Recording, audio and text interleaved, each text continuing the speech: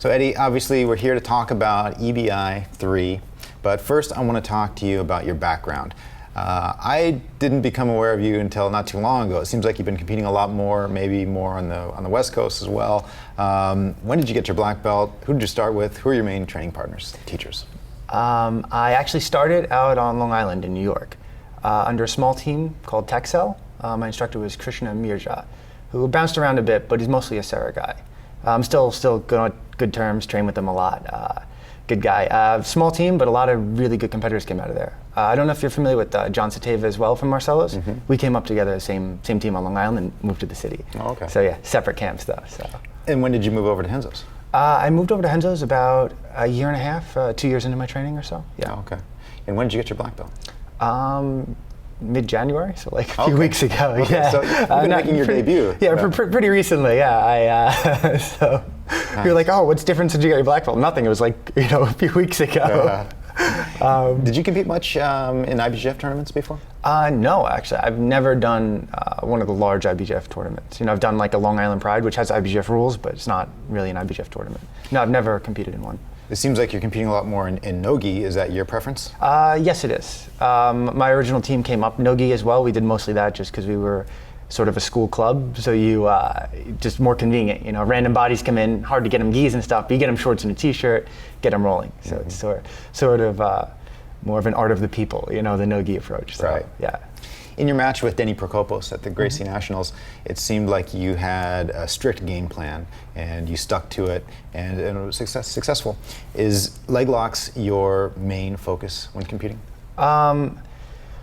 When competing, I look to submit my opponent. Submission grappling is what I consider myself a submission grappler. So I look to submit my opponent, and legs just happen to be available more often than not. People defend the upper body very well, they hip in, and the legs become available.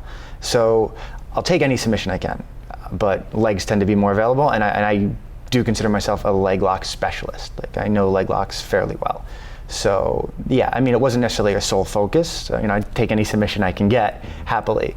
But against Denny, certainly that was the approach. I knew he would try to take outside positions with his legs, trying to get me in rubber guard and high guards of variation. So I had a feeling that would be the way I was going to end the fight, and that was my intention. So. One of your training partners, Gary Tonon, is also known for his leg locks, and some people have referred to you as Gary's leg lock coach, which seems strange to me since Gary trained with Tom DeBlas, John Danaher. Do you consider yourself Gary's leg lock coach?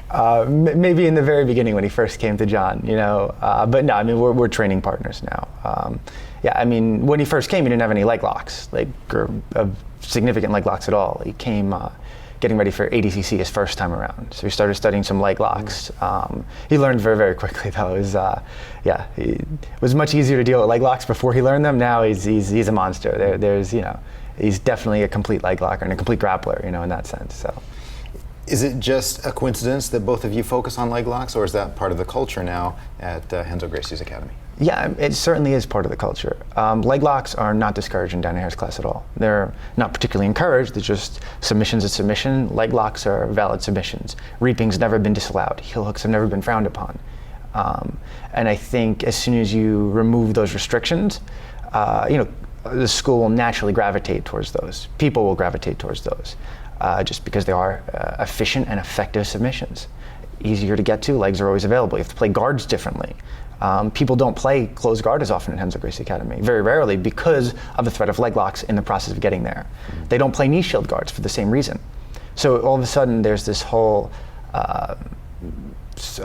there's a whole bunch of strategic considerations that arise as soon as you start adding these in, and they organically arise. It's not forced upon. It's not like, oh, we're teaching leg locks every day. Danaher teaches leg locks no more or less than any other technique.